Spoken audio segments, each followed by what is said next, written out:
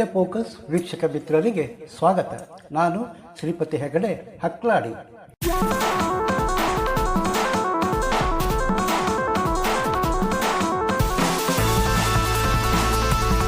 ಪಾಪಿ ಪಾಕಿಸ್ತಾನ ಸತ್ಯ ಹೇಳುತ್ತಾ? ಅವರು ಸತ್ಯ ಹೇಳ್ತಾರೆ ಅಂತನಾದರೂ ಅನಿಸುತ್ತಾ? No chance. ಉಗ್ರರ ತವರು ಪಾಕಿಸ್ತಾನ ಅಂದರೆ ತೋಬಾ ನಾವು ಶಾಂತಿ ದೂತರು. ಯಾವ ಕಡೆಯಿಂದ ನಗಬೇಕೋ ಗೊತ್ತಾಗಲ್ಲ ರೀ. ಅಂಗೈ ಹುಣ್ಣಿಗೆ ಕನ್ನಡಿ ಬೇಕಾ? ಭಾರತಕ್ಕೆ ಬೇಕಾದ ಮೋಸ್ಟ್ ವಾಂಟೆಡ್ ದಾವೂದ್ ಇಬ್ರಾಹಿಂ ನಿಮ್ಮಲ್ಲಿ ಇದಾನಲ್ರಿ ಅನ್ನಿ. ಅಂಥ ಹೆಸರಿನ ಸಾಬ್ರೆ ನಮ್ಮಲ್ಲಿ ಇಲ್ಲ ಅನ್ನುತ್ತೆ ಬಿಕಾರಿ ಪಾಕಿಸ್ತಾನ. ಪದೇ ಪದೇ ಅಂತಾರಾಷ್ಟ್ರೀಯ ಮಟ್ಟದಲ್ಲಿ ಮುಖಭಂಗಕ್ಕೆ ಒಳಗಾಗುತ್ತೆ. ಆದರೆ ಪಾಕಿಸ್ತಾನ ಅದನ್ನೇ ಅಂತಾರಾಷ್ಟ್ರೀಯ ಅವಾರ್ಡ್ ಅಂತ ಅಂದ್ಕೊಂಡು ಬಿಟ್ಟಿದ್ದೀರಿ.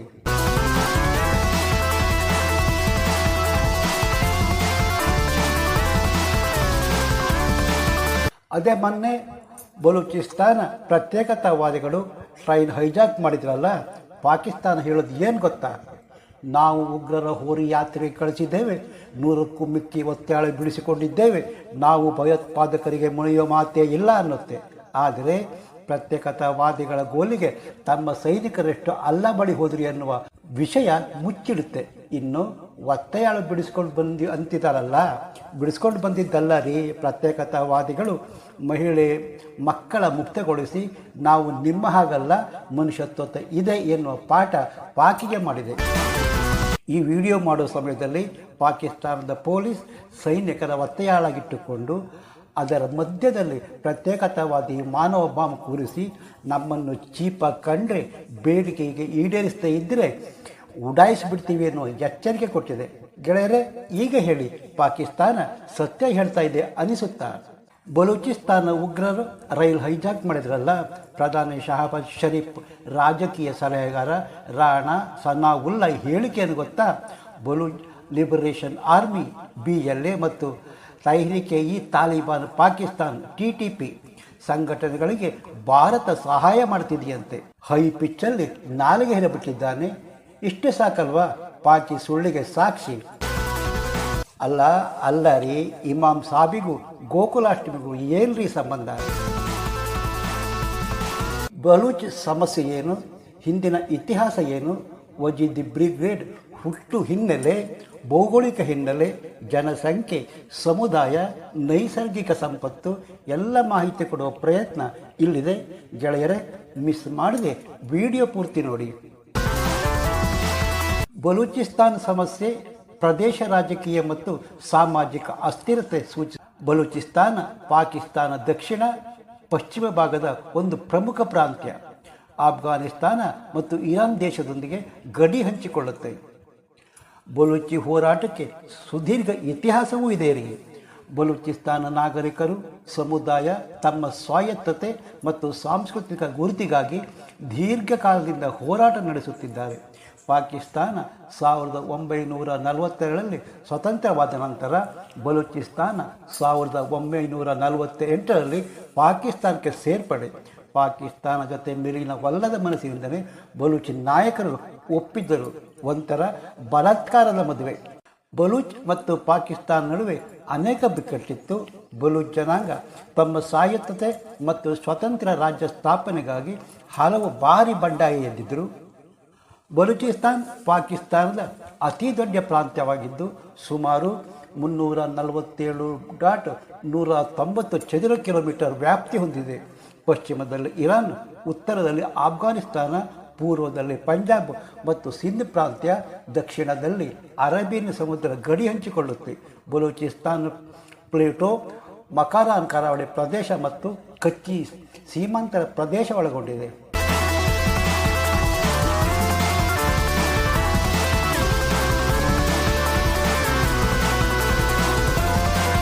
ಬಲೂಚಿಸ್ತಾನ್ ಜನಸಂಖ್ಯೆ ಸುಮಾರು 1.23 ಕೋಟಿ. ಬಹುಪಾಲು ಬಲೂಚ್ ಜನಾಂಗದವರು. ಇತರ ಪ್ರಮುಖ ಸಮುದಾಯ ಅಂದರೆ ಪುಶ್ತನ್, ಬ್ರಾಹುಯಿ, ಸಿಂಧಿ ಮತ್ತು ಪಂಜಾಬಿ. ಬಲೂಚ್ ಭಾಷೆ ಮತ್ತು ಪಶ್ತು ಭಾಷೆ ಮಾತನಾಡುತ್ತಾರೆ. ಬಲೂಚಿಸ್ತಾನ್ ನೈಸರ್ಗಿಕ ಸಂಪತ್ತಿನಲ್ಲಿ ಶ್ರೀಮಂತ. ಇಲ್ಲಿ ಗ್ಯಾಸ್ ಇದೆ, ತೈಲ, ಕಲ್ಲಿದ್ದಲು, ತಾಮ್ರ, ಚಿನ್ನ, ಲೋಹದ ಖನಿಜ ಅಪಾರ ಪ್ರಮಾಣದಲ್ಲಿದೆ. ಸಿಂಧಕ್ ಮತ್ತು ರೆಕೋಡಿಕ್ ಪ್ರದೇಶದಲ್ಲಿ ತಾಮ್ರ ಮತ್ತು ಚಿನ್ನದ ಗಣಿ ಪ್ರಸಿದ್ಧ. ಇಲ್ಲಿನ ನೈಸರ್ಗಿಕ ಸಂಪತ್ತಿನ ಶೋಷಣೆ ಮತ್ತು ಸ್ಥಳೀಯ ಜನಾಂಗದ ಅಭಿವೃದ್ಧಿ ಅಸಮತೋಲನ ಬಲೂಚ್ ಸಮಸ್ಯೆಗೆ ಪ್ರಮುಖ ಕಾರಣ.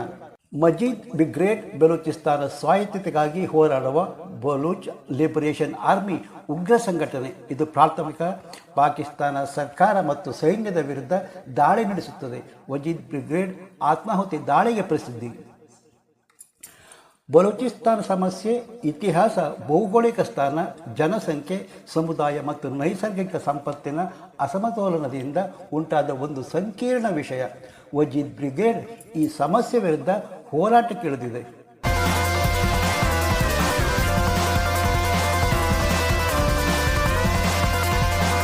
ಭಾರತದ ವಿಭಜನೆ ನಂತರ ಬಲೂಚಿಸ್ತಾನ್ ತನ್ನ ಭವಿಷ್ಯದ ಬಗ್ಗೆ ನಿರ್ಧಾರ ತೆಗೆದುಕೊಳ್ಳುವ ಸಂದರ್ಭ ಎದುರಿಸಿತು. ಬಲೂಚಿಸ್ತಾನ್ ಖಾನೇಟ್ ಆಳ್ವಿಕೆ ನಡೆಸುತ್ತಿದ್ದ. ಖಾನ್ ಸ್ವತಂತ್ರ ರಾಜ್ಯವಾಗಿ ಉಳಿಯಲು ಬಯಸಿದ್ದ. ಆದರೆ ಪಾಕಿಸ್ತಾನ ಬಲೂಚಿಸ್ತಾನ ತನ್ನ ಭಾಗವನ್ನಾಗಿ ಮಾಡಲು ಪ್ರಯತ್ನಿಸಿತು. ಅದು ಬಲೂಚಿಸ್ತಾನದ ಸ್ವಾಯತ್ತತೆ ಹೋರಾಟಕ್ಕೆ ಕಾರಣ. ಅದರಲ್ಲಿ ಇನ್ನೊಂದು ಎಡವಟ್ಟು ನಡೆದು ಹೋಗಿತ್ತು. ಭಾರತದ ಸಚಿವ ಮೆನನ್ ಬಲೂಚಿಸ್ತಾನದವರು ಭಾರತದೊಂದಿಗೆ ಸೇರಲು ಬಯಸಿದ್ರು, ನಮ್ಮೊಟ್ಟಿಗೆ ಮಾತುಕತೆಗೆ ಬಂದಿದ್ದರು ಅಂತ ಆಲ್ ಇಂಡಿಯಾ ರೇಡಿಯೋದಲ್ಲಿ ಭಾಷಣ ಕೊಟ್ಟು ನೋಡಿ ಪಾಕಿಸ್ತಾನ ಎಚ್ಚರ ಆಗಿ ತಕ್ಷಣ ಮಿಲನಕ್ಕೆ ಮುಂದಾಯಿತು. ಚೀನಾ ಪಾಕಿಸ್ತಾನ ಸಹಯೋಗದಲ್ಲಿ ಬಲೂಚಿಸ್ತಾನದಲ್ಲಿ ಚೀನಾ ಪಾಕಿಸ್ತಾನ ಆರ್ಥಿಕ ಕಾರಿಡಾರ್ ಯೋಜನೆ ಕೈಗೆತ್ತಿಕೊಂಡಿದೆ. ಈ ಯೋಜನೆ ಬಲೂಚಿಸ್ತಾನ ಅಭಿವೃದ್ಧಿಗೆ ಸಹಕಾರಿ ಎಂದು ಹೇಳಲಾಗುತ್ತಿದೆಯಾದರೂ ಸ್ಥಳೀಯ ಬಲೂಚ್ ಸಮುದಾಯ ತಮ್ಮ ಭೂಮಿ ಮತ್ತು ಸಂಪತ್ತುಗಳ ಶೋಷಣೆ ಬಗ್ಗೆ ಆತಂಕ ವ್ಯಕ್ತಪಡಿಸುತ್ತಿದೆ. ಇತ್ತೀಚೆಗೆ ಬಲೂಚಿಸ್ತಾನ್ ಲಿಬರೇಷನ್ ಆರ್ಮಿ ಮಜೀದ್ ಬ್ರಿಗೇಡ್ ಘಟಕ ಪಾಕಿಸ್ತಾನದ ಜಾಫರ್ ಎಕ್ಸ್ಪ್ರೆಸ್ ರೈಲು ಹೈಜಾಕ್ ಮಾಡಿ 500 ಪ್ರಯಾಣಿಕರ ಒತ್ತೆಯಾಳಾಗಿ ಹಿಡಿದಿಟ್ಟುಕೊಂಡಿತ್ತು. ಪಾಕಿಸ್ತಾನ ಸೇನೆ ನಡೆಸಿದ ಕಾರ್ಯಾಚರಣೆಯಲ್ಲಿ 150 ಪ್ರಯಾಣಿಕರ ರಕ್ಷಿಸಲಾಯಿತು.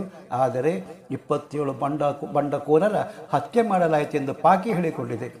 ಮಜೀದ್ ಬ್ರಿಗೇಡ್ ಬಲೂಚಿಸ್ತಾನದಿಂದ ಹಿಂದೆ ಸರಿಯದಿದ್ದರೆ ಗಂಭೀರ ಪರಿಣಾಮ ಎದುರಿಸಬೇಕಾಗುತ್ತದೆ ಎಂದು ಎಚ್ಚರಿಸಿದೆ. ನೆಗ್ಲೆಕ್ಟ್ ಮಾಡಿದರೆ ನಮ್ಮ ವಶದಲ್ಲಿರುವ ಒತ್ತೆಯಾಳುಗಳ ಉಡಾಯಿಸುವುದಾಗಿಯೂ ಹೇಳಿದೆ. ಬಲೂಚಿಸ್ತಾನ ಪಾಕಿಸ್ತಾನದ ಅತಿದೊಡ್ಡ ಪ್ರಾಂತ್ಯ ಶಿಕ್ಷಣ ವ್ಯವಸ್ಥೆ ಹಲವು ಸವಾಲು ಎದುರಿಸುತ್ತಿದೆ. ಬಲೂಚಿಸ್ತಾನದಲ್ಲಿ ಶಿಕ್ಷಣದ ಪ್ರವೇಶ, ಗುಣಮಟ್ಟ ಮತ್ತು ಮೂಲಸೌಕರ್ಯ ಅಸಮತೋಲನ ಇದೆ. ಶಾಲೆಗಳ ಕೊರತೆ, ಶಿಕ್ಷಕರ ಅಭಾವ ಮತ್ತು ಮೂಲಭೂತ ಸೌಲಭ್ಯ ಅಭಾವದಿಂದ ವಿದ್ಯಾರ್ಥಿಗಳು ಶಿಕ್ಷಣದಲ್ಲಿ ವ್ಯತ್ಯಯ ಉಂಟಾಗಿದೆ.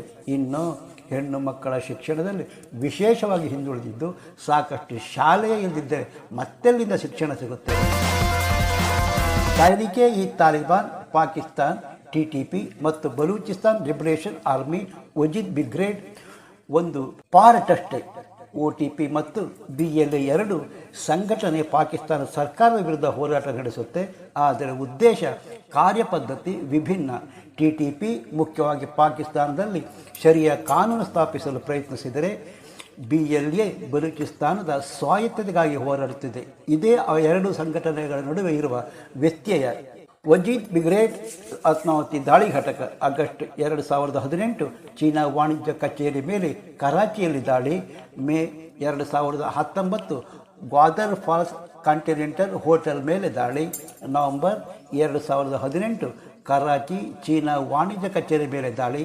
ಈ ದಾಳಿಗಳಲ್ಲಿ ಹಲವಾರು ಜನರು ಚೀನಾ ಮತ್ತು ಪಾಕಿ ನಾಗರಿಕರು ಬಲಿಯಾಗಿದ್ದಾರೆ. ಬಲೂಚಿಸ್ತಾನ್ ವೈವಾಹಿಕ ಪದ್ಧತಿ ಬಲೂಚ್ ಜನಾಂಗದ ಸಂಸ್ಕೃತಿ, ಪರಂಪರೆ ಮತ್ತು ಇಸ್ಲಾಮಿಕ್ ಆಚಾರ ವಿಚಾರಗಳಿಂದ ಪ್ರಭಾವಿತ. ಸಾಮಾನ್ಯವಾಗಿ ವಿವಾಹ ಕುಟುಂಬ ಸದಸ್ಯರ ಮೂಲಕ ನಿರ್ಧರಿಸಲಾಗುತ್ತೆ.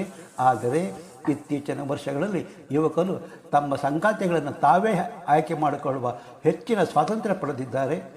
ಮಹರ್ ವರನಿಂದ ವಧುವಿಗೆ ನೀಡಲಾಗುವ ಹಣಕಾಸು, ಆಭರಣದ ಉಡುಗೊರೆ ಇದು ವಿವಾಹದ ಅವಿಭಾಜ್ಯ ಅಂಗವೂ ಹೌದು. ವಿವಾಹ ಸಮಾರಂಭ ಸಾಮಾನ್ಯವಾಗಿ ಬಹು ದಿನಗಳವರೆಗೆ ನಡೆಯುತ್ತೆ. ಇದರಲ್ಲಿ ಸಂಗೀತ, ನೃತ್ಯ ಮತ್ತು ಸಾಂಪ್ರದಾಯಿಕ ಆಹಾರ ಒಳಗೊಂಡಿರುತ್ತೆ. ಇದು ಅವರ ಸಂಸ್ಕೃತಿಯ ವೈಶಿಷ್ಟ್ಯತೆಯನ್ನು ಪ್ರತಿಬಿಂಬಿಸಿದರೆ ಬಲೂಚಿಸ್ತಾನ್ ವೈವಾಹಿಕ ಪದ್ಧತಿ ಅವರ ಸಂಸ್ಕೃತಿ, ಪರಂಪರೆ ಮತ್ತು ಇಸ್ಲಾಮಿಕ್ ಆಚಾರ ವಿಚಾರಗಳ ಸಮನ್ವಯ ನಡೆಯುತ್ತೆ. ವಿವಾಹ ಇಸ್ಲಾಮಿಕ್ ನಿಯಮ ಸ್ಥಳೀಯ ಸಾಂಸ್ಕೃತಿಕ ಪರಂಪರೆಯ ಪ್ರಭಾವದಿಂದ ರೂಪುಗೊಂಡಿದೆ.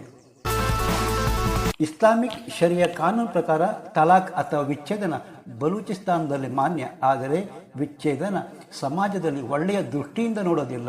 ವಿಚ್ಛೇದನ ಏನೋ ಆಗೋದೇ ಇಲ್ಲ, ಏನು ಮಾಡೋದು ಎನ್ನುವಾಗ ಕೊನೆಯ ಅಸ್ತ್ರವಾಗಿ ತಲಾಖನ್ನು ಬಳಸಿಕೊಳ್ಳಲಾಗುತ್ತೆ. ಇಸ್ಲಾಮಿಕ್ ನಿಯಮ ಒಬ್ಬ ಪುರುಷನಿಗೆ 4 ಪತ್ನಿಯರ ತನಕ ವಿವಾಹವಾಗಲು ಅನುಮತಿಸುತ್ತೆ ಹಾಗೂ ನ್ಯಾಯವಾಗಿ ನಡೆದುಕೊಳ್ಳಬೇಕೆಂಬ ಷರತ್ತೂ ಇದೆ.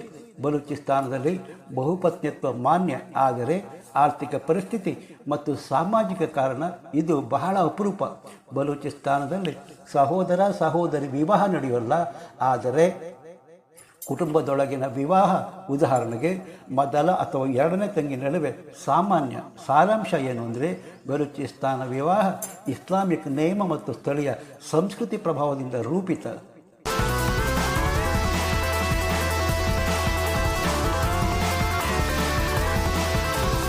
ಬಲೂಚಿಸ್ತಾನ್ ಒಂದು ಪೆಂಡಿಂಗ್ ಸಮಸ್ಯೆ. ಸ್ವಾತಂತ್ರ್ಯಕ್ಕಾಗಿ ಹೋರಾಡುವ ಜನ, ದಮನಿಸುವ ಸರ್ಕಾರ, ಶೋಷಿಸುವ ವಿದೇಶಿ ಶಕ್ತಿ. ಈ ಸಮೀಕರಣದಲ್ಲಿ ಬಲೂಚಿಸ್ತಾನದ ಭವಿಷ್ಯ ಅಸ್ಪಷ್ಟ. ಆದರೆ ಈ ಹೋರಾಟಕ್ಕೆ ಕೊನೆಯಿಲ್ಲ. ಬಲೂಚಿಸ್ತಾನದ ಜನರ ಆಸೆ ಏನಾಗಿದೆ? ಪಾಕಿಸ್ತಾನ ಸರ್ಕಾರ ಏನು ಮಾಡಬಹುದು? ಅಂತಾರಾಷ್ಟ್ರೀಯ ಮಟ್ಟದಲ್ಲಿ ಇದರ ಪರಿಣಾಮ ಏನು? ಸಮಯ ಮಾತ್ರ ಉತ್ತರ ನೀಡಬಹುದು.